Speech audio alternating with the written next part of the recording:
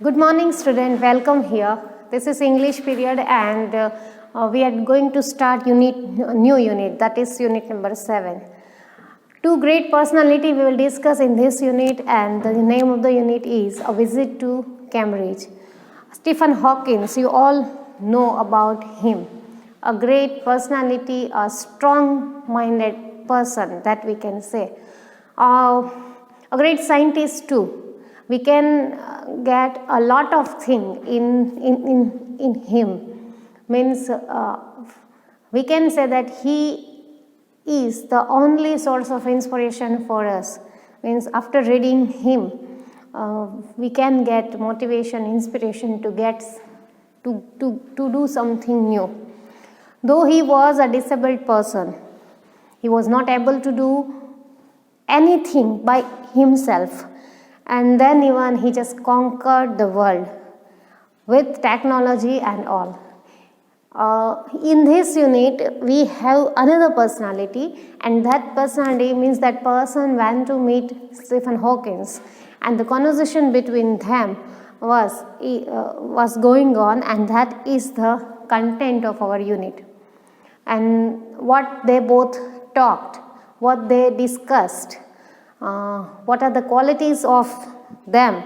Means that person who went to meet him, that person was also disabled like Stephen Hawking.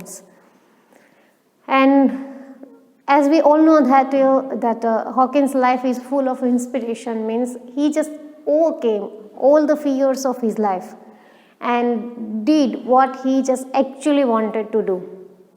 The list of his deed is very long. And in all the field, means in all the achievements, all the achievements are full of motivations and positive spirit and energy. So let's start this unit and let's get some positive energy from that unit too. You are requested to keep a textbook with you. The picture of Stephen Hawking is given here on page number 97. Before we go for the actual unit, we have before you read session. So let's just discuss that first. This is the story of a meeting between two extraordinary people, both of them disabled or differently able. As we know now say, means they both are disabled. This is a story of two great people.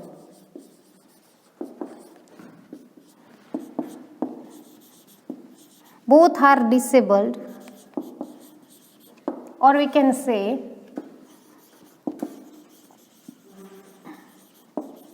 differently able. Stephen Hawking is one of the greatest scientists of our time. One of the personalities of them is Stephen Hawking. As I told you that he was the great scientist of our time. He suffers from a form of paralysis that confines him to a wheelchair. So he was paralyzed. His whole body was paralyzed. So he had to confine to wheelchair. Means he can't just stand from wheelchair or even move. Allows him to speak only by punching buttons on a computer, which speaks for him in a machine-like voice. And the tragedy was he was a great personality, but because of his paralysis, that disease, he even could not speak properly. So what he had to do is he just had to punch the button of computer, and the computer speaks on behalf of him. So this way he just got all the achievements and success. Another personality which we are going to meet in this unit is Firdaus Kanga. So that second is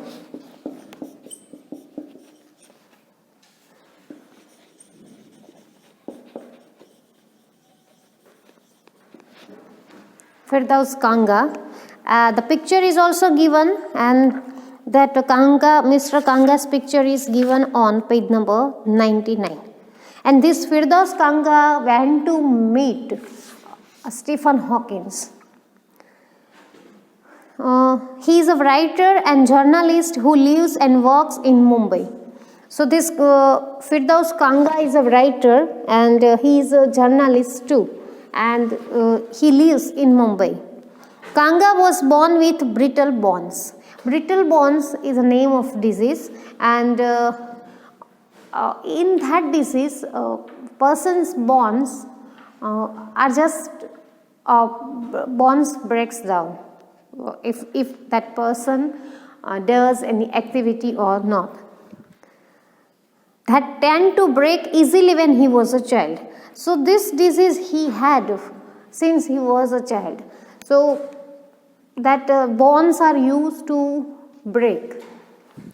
Like Hawking, Kanga moves around in a wheelchair. So both the story relate each other. Like Hawkins, Kanga also moves around in a wheelchair. Two great men exchange thoughts on what it means to live life in a wheelchair. So the common thing between these two personalities, that is Stephen Hawking and Firdaus Kanga, is a wheelchair. Means this is the story how one person can live his or her life on wheelchair.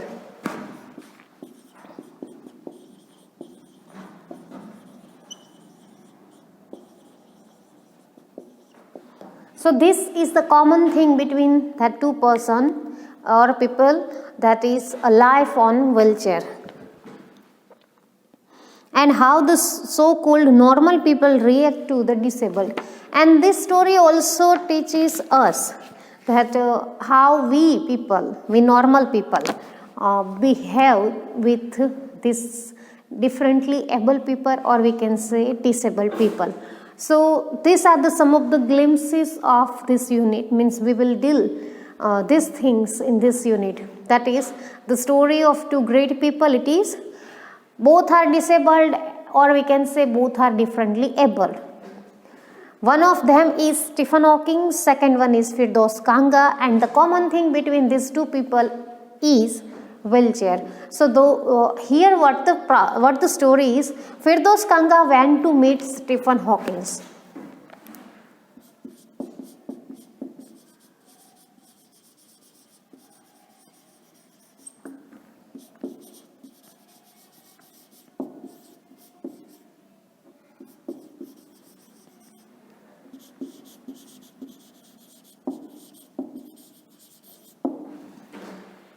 And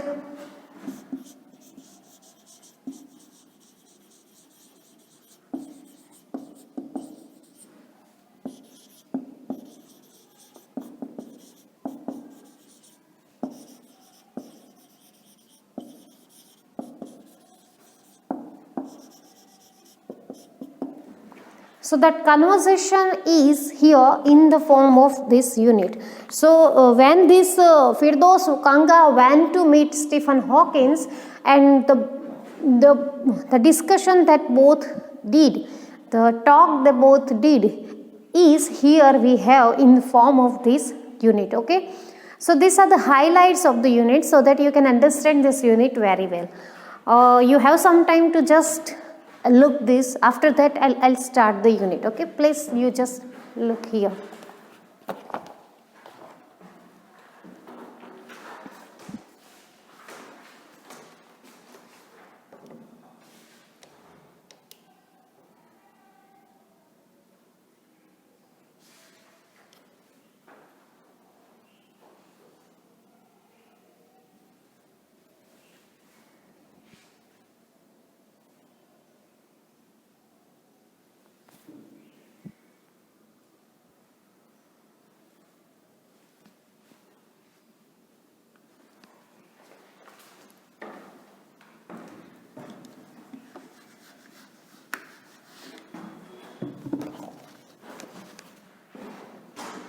Okay, let's start it. We are here on page number 96. Cambridge was my metaphor for England, and it was strange that when I left it had become altogether something else before I had met Stephen Hawking there. Well, this I and my means here narrator is talking about himself. Means this unit is written by Mr. Firdaus Kanga. So here he is going to explain his experience when he met with Stephen Hawking. So whenever you find I or my, so please just believe that there is that I and my is for this Firdaus Kanga. As you can see here at the last page, means at the page, on page number 99, there is this unit is written by Firdaus Kanga, and this extract is taken from Heaven on Wheels. So here narrator means author is telling that England was a metaphor, means England and Cambridge both are similar for Firdaus, and it was strange that when I left it had become altogether something else because I had met Stephen Hawking there. Before he met Stephen Hawking, both Cambridge and England both are same for this Firdaus, but after meeting with Stephen Hawking, it becomes something else. It was on a walking tour through Cambridge that the guide mentioned Stephen Hawking, poor man who is quite disabled now, though he is a worthy successor to Isaac Newton, whose chair he has at the university. Well, that guide was just giving direction to Mr. Kanga when he just went to meet Stephen Hawking, and he told that poor man who is quite disabled now. So this way here that narrator told us the behavior that normal people do with these differently abled people. But according to Mr. Kanga, or we can say Mr. Kanga believed that Stephen Hawking is a worthy successor to Isaac Newton. Means both are equal. For him both are equal. Means both just brought revolution in this world. So Isaac Newton and Stephen Hawking both are same in the eye of narrator, whose chair he has at the university. And I started because I had quite forgotten that this most brilliant and completely paralyzed astrophysicist, the author of A Brief History of Time, one of the biggest bestsellers ever lived here. So he was just started his journey, and this most brilliant and completely paralyzed, Stephen Hawking was completely paralyzed astrophysicist meaning is given there.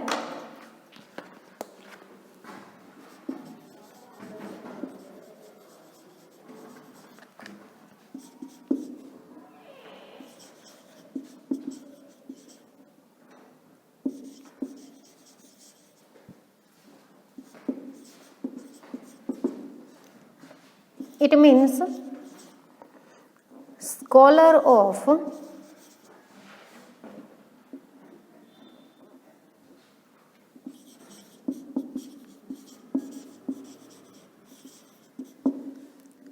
astrophysics, one of the branch of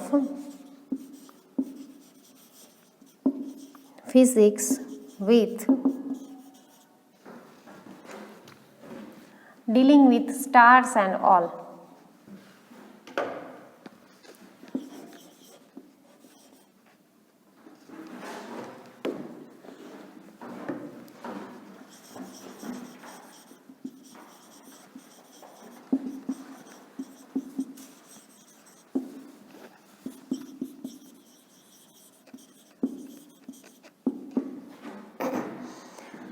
So that Stephen Hawking was an astrophysicist. It means the person who deals with stars, planet and all. And he was also the writer of A Brief History of Time, and that was one of the best sellers book of him. When the walking tour was done, I rushed to a phone booth and almost tearing the cord so it could reach me outside, phoned Stephen Hawking's house. So it was walking journey for Mr. Kanga, and when that walking journey was over, he just phoned Mr. Stephen Hawking's house. There was his assistant on the line, and I told him that I had come in a wheelchair from India. Perhaps he thought I had propelled myself all the way. So when he just phoned him, or when he just called him, at that time Mr. Kanga told the assistant of Mr. Hawkins that he came from India in wheelchair. That he just told that. To write about my travels in Britain, and he was writing travelogue, and that's why he wanted to meet Mr. Stephen Hawking. And this information he just passed to assistants of Hawking's. I had to see Professor Hawking, even 10 minutes would do. Half an hour, he said, from 3:30 to 4. So Mr. Kanga informed that he wanted to meet Mr. Hawkins. Only 10 minutes would be iffy, that would be enough, that he told. But that person said half an hour, means Mr. Kanga would get half an hour for that meeting from 3:30 to 4. Okay, that was the time they give. And suddenly I felt weak all over. Growing up disabled, you get fed up with people asking you to be brave, as if you have a courage account on which you are too lazy to draw a check. But only thing that makes you stronger is seeing somebody like you achieving something huge. So after hearing that thing, Mr. Kanga was becoming nervous as well as weak. And he told that the only thing that makes you stronger is when you see someone like yourself. Suppose you have fear of appearing in exam for a particular subject. So when that exam is coming near and near, at that time you feel more nervous. But when you see that one of your friends has the same nervousness about that exam, so that makes you stronger. So that is the rule, or we can say human nature, that when we feel nervous or when we feel weak, at that time if we see another person or the same person like us, so that feeling makes us stronger. And that makes a difference, or we can say a huge difference. Then you know how much is possible and you reach out further than you ever thought you could. And that feeling, that person who is sailing in same boat like you, that gives you that positive spirit, and that makes you strong. And after that you would do which you ever thought about to do. I haven't been brave, said the disembodied computer voice. The next afternoon I have had no choice. Disembodied computer voice means that is which Stephen Hawking used to speak. So here he is telling that he hasn't been brave, but he didn't have any choice except becoming brave. Surely, I wanted to say, living creatively with the reality of his disintegrating body was a choice. But I kept quiet because I felt guilty every time I spoke to him, forcing him to respond. There he was tapping at the little switch in his hand, trying to find the words on his computer with the only bit of movement left to him. So finally, Mr. Kanga is there before Stephen Hawking, and he is feeling guilty for what? Because he's thinking that because of him that Stephen Hawking has to suffer a lot, means he has to type the words and all, and he has to search words for what he wants to convey his things. So that's why he is feeling guilty for that, because somewhere he feels that right now he is a burden for Stephen Hawking. And sometimes he feels that he is forcing him to respond. and that's why he just feels guilty. There he was tapping at the little switch in his hand. As we know that he used to speak with the help of computers, trying to find the words on his computer with the only bit of movement left to him, his long pale fingers. Every so often, his eyes would shut in frustration, exhaustion. So, after all, that is a computer, that is a machine. So, that machine can't speak like us. So, when that computer isn't responding to Stephen Hawking, at that time he feels frustration and he feels exhaustion. And seeing that thing, Mr. Kanga feels guilty that because of him, he has to give this answer, and because of him, he feels this kind of frustration. And sitting opposite him, I could feel his anguish, his mind buoyant with thoughts that came out in frozen phrases and sentences stiff as corpse. And as we know that both are paralyzed person, both lives their lives on the wheelchair. So Mr. Kanga is telling that he could feel that sense of anguish, sense of irritation and sense of exhaustion.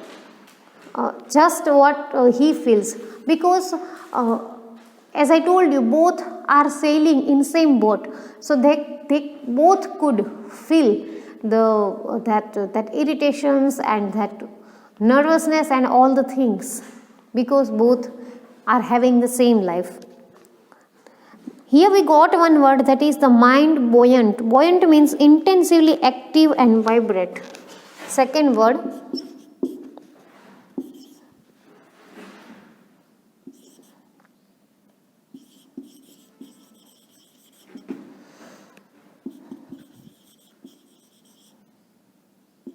intensely active and vibrant. Okay, so please you note down these two words with this information. After that we will go further.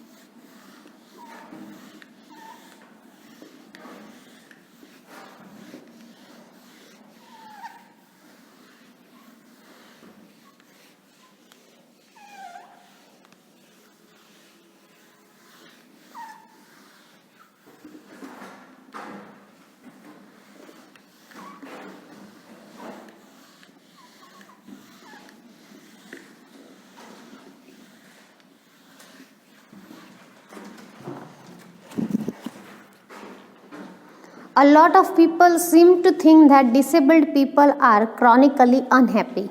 I said, I know that's not true myself. Are you often laughing inside? Means generally we normal people believe that these disabled people are always in depression, are always unhappy, are always frustrated people. But Mr. Kanga believed that I laugh on that kind of people who think like this. And he asked that, do you think the same thing? About the 3 minutes later, he responded, I find it amusing when people patronize me. So he tells that for him it is amusing.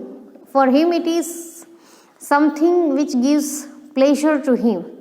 And do you find it annoying when someone like me comes and disturb you in your work? Mr. Kanga told him again that do you find annoying or irritating when person like me came to meet you and disturbs you in your work?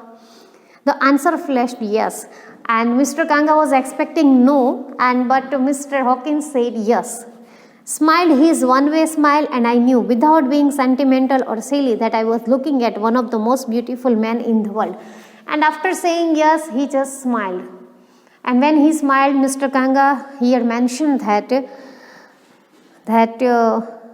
before him, when he smiled, Stephen Hawkins was one of the most beautiful men in the world. He believed so. A first glimpse of him is shocking because he is like a still photograph, as if all those pictures of him in magazine and newspapers have turned three-dimensional. The first glimpse, or first time that Mr. Kanga saw Stephen Hawking in face to face, means in reality. At that time, that picture of him is still photographs, means that was the first time that Mr. Hawkins was there before Kanga, and up to that Mr. Kanga has seen him in newspaper and magazine. So it was like still photograph. Then you see the head twisted sideways into a slump, the torso shrunk inside the pale blue shirt, the wasted legs. You look at his eyes, which can speak still, and they are saying something huge and urgent. It is hard to tell what, but you are shaken before you have seen something you never thought could be seen. He has never thought in his life that he would meet Mr. Stephen Hawking. And it was like a dreams come true. And the spirit, that stillness, that stability, and that positive energy which he found in Mr. Hawking was just inseparable. Means that spirit and that positivity he never ever seen in his life. So I think now I have to stop here, students. Remaining story, and we can say remaining motivational story, will discuss in another video. Now it's time to give you homework, and your homework is today I'll give you something different. Okay, you have to write 10 sentences about Stephen Hawking. You can use net. Not only about Stephen Hawking, write also about Mr. Kanga too.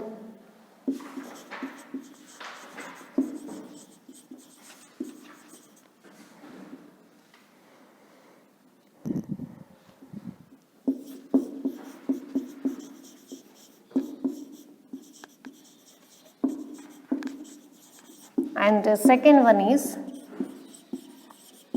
write 10 sentences of Firdaus Kanga.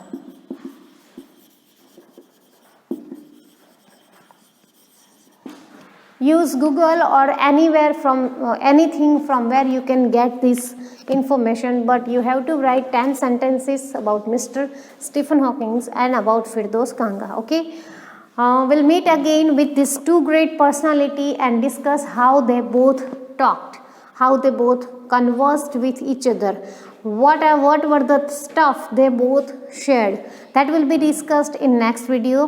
Take care, please. Thank you.